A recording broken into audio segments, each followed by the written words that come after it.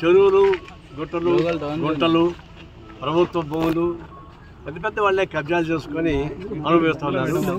మేము గత 10-15 ఏళ్ళుగా అన్ని ప్రాంతాలకు పోయి చూస్తున్నాం. ఎక్కడైనా పేదవాళ్ళు ఈ ప్రభుత్వ భూములు గుర్తు చేసుకుంటే మాత్రం అందరూ ఎగబడి ఒంటి కాపీ వస్తారు. కానీ ఈ గుంటపురం బోకులు చెరువు ట్యాంకు ఇవంతా ఉండే వాళ్ళు బిల్డింగ్లు కట్టుకున్నారు. కొన్ని చోట్ల ఇంజనీరింగ్ కాలేజీ కట్టుకున్నారు, కొన్ని చోట్ల ఫంక్షన్ హాల్స్ కట్టుకున్నారు. వాళ్ళు విలాసవంతమైన జీవితాలు కనిపిస్తూ ఉన్నారు. వాటిపైన మేము ఎన్నో రోజులు ఆందోళన చేశాం.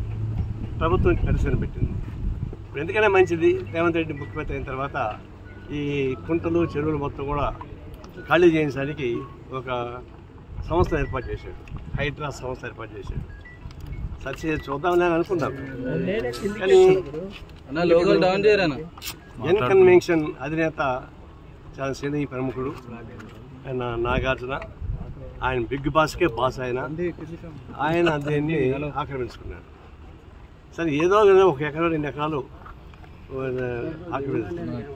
చేసి ఉండొచ్చు. దాన్ని ఉపయోగించుకొని ఈ చెరువుని ఆక్రమించేసాడు. అది చూడండి, మామూలుగా FTL నుంచి 100 మీటర్స్ తర్వాత బఫర్ జోన్ తర్వాతనే అన్ని కట్టుకునే అవకాశం ఉంటుంది. ఇక్కడ బఫర్ జోన్ కాదు, FTL కన్నా ముందే వచ్చేసింది. ఇంత అక్రమంగా చేస్తున్నాడు. రోజుకి దాదాపుగా ఒక 50-60 లక్షల రూపాయలు దీనిలో వస్తున్నాయి. కోట్లు ఉండొచ్చు. టీఆర్ఎస్ గవర్నమెంట్ రాకముందుగా ఈ ఆంధ్ర వాళ్ళది మొత్తం ఆకుపై చేసుకుంటాం, ఎన్కౌంటర్ రద్దు చేస్తామని చెప్పారు. టీఆర్ఎస్ గవర్నమెంట్కి వచ్చి అటు పొసగొట్టింది. రాత్రి ఏమైందో కానీ మొత్తం సైలెంట్ అయిపోయింది. అప్పటి నుంచి హాయిగా నడిపించుకుంటున్నారు. మళ్ళీ రేవంత్ రెడ్డి వచ్చి దీని మీద పనిచేశాడు, కూల్చేశాడు. మనం స్వాగతిస్తున్నాం. ఇది మరీ అన్యాయమైనటువంటి దురాకులతో కూడుకున్నటువంటి పబ్లిక్ ప్రాపర్టీని డ్యూటీ చేసినటువంటి సంస్థగా మారింది. దీన్ని కూల్చేయడం మంచిదే. ఆయన పాపులర్ సినిమా యాక్టర్ కావచ్చు. పాపులర్ సినిమా యాక్టర్ ఆయనకు చాలా డబ్బులు ఉన్నాయి. సినిమాలు యాక్ట్ చేసి ఇంకా డబ్బులు ఎక్కువ వస్తాయి. అందులో బిగ్ బాస్ యాక్ట్ చేస్తున్నాడు. బిగ్ బాస్ చాలా డబ్బులు. ఇదంతా ఒక లెక్క కాదు.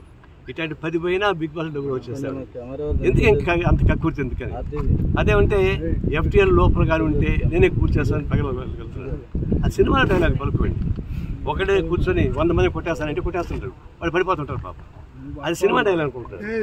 నేను డైరెక్ట్ ఇక్కడే ఉన్నా, చెరువు ఇక్కడే ఉంది, నా చేతికి అందే చెరువు ఉంది. మరి ఇక్కడ చెప్పండి చూద్దాం. ఎందుకంటే బొకాయిస్తారు. ఇది కరెక్ట్ కాదు. దీన్ని ఆయన క్షమాపణ చెప్పాలి. దీనికి ఆయన కాంపన్సేషన్ కట్టాలి. ఎన్ని ఏళ్ళు దీన్ని అనుభవించాడు, రోజుకి ఎంత వచ్చిందో లెక్కేసి ఆ డబ్బులు మొత్తం ఆయన దగ్గర కక్కించాలి. ఆ కక్కించి పేదవాళ్ళకి ఇల్లు కట్టించండి ఆ డబ్బులతో, ఇంకేం పర్వాలేదు. ఇది దీంతో పాటు ఇంకా టౌన్లో సిటీలు చాలా వస్తున్నాయి. ఇప్పుడు మల్లారెడ్డి చాలా భూ మాఫియా. ఆయన చెరువులు ఇదని చెరువు సంఘం కనిపిస్తూ ఉంది. చెరువు కనపడి కూడా మొత్తం ఆక్రమించి నేను కలిసి కట్టేశాడు. అట్లా ఇంకొక పల్లా రాజేశ్వరరెడ్డి ఆయన అట్లాగే చేశాడు. అంటే ఎంత అంటే చాలా ప్రతివత్తాగా మాట్లాడుతున్నారు. మేమేమి తప్పే చేయలేదు, తప్పంతా గవర్నమెంటే చేస్తామని చెప్తున్నారు. వాళ్ళు ఏమో చెరువులు ఇల్లు కట్టుకున్నారు, వ్యాపార సంస్థ పెట్టుకున్నారు, కాలేజీ పెట్టుకున్నారు, ఫంక్షన్ హాల్స్ పెట్టుకున్నారు. మేము చాలా శుద్ధ హరిచంద్రుని చెప్పి చెప్తూ ఉంటాం. ఇది ఎట్లా మాట నాకు అర్థం కాలే. దీన్ని మేము పొలిటిలైజ్ చేయదలుచుకోలే, వాళ్ళు పొలిటిలైజ్ చేస్తున్నారు, మేము పొలిటిలైజ్ చేయదలుచుకోలే. వాస్తవానికి హైదరాబాద్ చుట్టుపక్కలటువంటివి మొత్తం తీసేసి తప్ప సాధ్యం కాదు. ఒకటి. రెండవది ఏంటంటే ఇప్పుడు వికారాబాద్ నుంచి ఇబ్రహీంపట్నం దాకా నాలా ఉంది. ఫిరంగి నాలా అక్కడే ఉంటుంది. అది మూసినా మేము ఆ మొత్తం పాదయాత్ర చేసాం. ఆ నాలాలు మొత్తం వాకుపోయిపోయినాయి. అందువల్ల ఏమైంది, ఆ వికారాబాద్ నుంచి నీళ్లు ఇబ్రహీంపట్నంలో పడాలి. కానీ మొత్తం కాలు పూజ చేశారు, ఇల్లు కట్టుకునేసారు. అవన్నీ మేము నిరూపించి దాని మీద కోల్పోలేదు.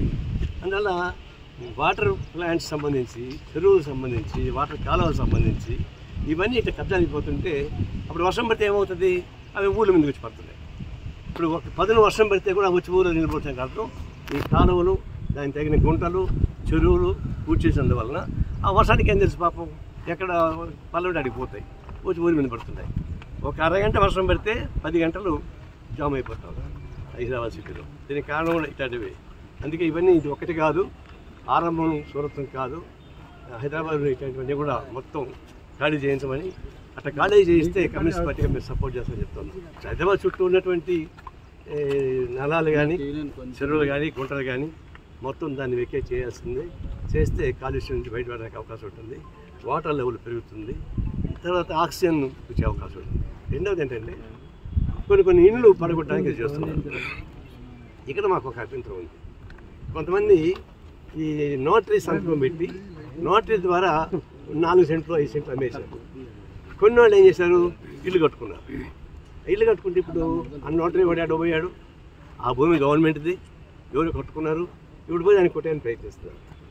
అట్లా కొట్టేది కూడా మేము చెప్పేది ఏంటంటే అట్లా ఆక్యుపై చేసిన వాళ్ళకంటే ఆక్యుపై చేసిన కాదు, మధ్య తరగతి పేదవాళ్ళు కానీ ఇల్లు కట్టుకుంటే వాళ్ళకి ప్రత్యామ్నాయంగా స్థలం చూపించనే కట్టండి.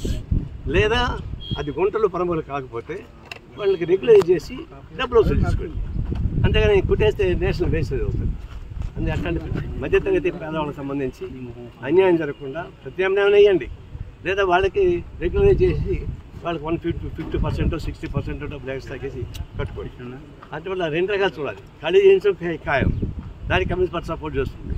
అదే సందర్భంలో పేదవాళ్ళు మధ్యతరగతి వాళ్ళు ఇంటి కట్టుకుంటే వాళ్ళు ఎక్కడ మోసపోయారు, ఎవడో బినామీ అమ్మాడు వాడిని పట్టుకోండి, ఎవరైతే బినామీ అమ్మారో వాడిని పట్టుకోండి, ఎవరైతే రిజిస్టర్ చేశారో వాళ్ళని పట్టుకోండి, ఎవరు పర్మిషన్ ఇచ్చారో వాళ్ళని పట్టుకోండి, దీనికి ఎవరు పర్మిషన్ ఇస్తుంటే వాళ్ళ ఆఫీసుని పట్టుకోండి, వాళ్ళ సొత్తులు ఏలవేయండి.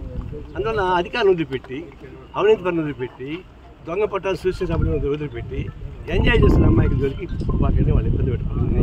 నేను కోరుతున్నాం, ఇది కొనసాగించమని కోరుతున్నాం. ఈ కొనసాగడం మన వెనకలాగా వస్తే మంచిది కాదు. భూమి మీద సవాలు చేస్తున్నారు, మధ్య దిగితే మాత్రం మింగేస్తుంది, దిక్కుని పోతే అడవికి తీసుకెళ్తాం, అది మనుషులకు తీసుకెళ్తారు, జనాలకు తీసుకెళ్తారు. రేవంత్ రెడ్డి జనంలోకి పోతాడు, మధ్య దిగితే పుల్లు ఉంటాయి. ఆయన అదే కొనసాగిస్తే జనంలోకి వెళ్తాడు, జనం మిమ్మల్ని కాపాడుతాడు. కమ్యూనిస్ట్ పార్టీ మీరు సపోర్ట్ చేస్తుంది. ఇలాంటి దుశ్చర్యలు పాల్పడిన వాళ్ళకంటే తగిన గుణపాఠం అని చెప్పేసి నేను ఎవరు కోరుతాను.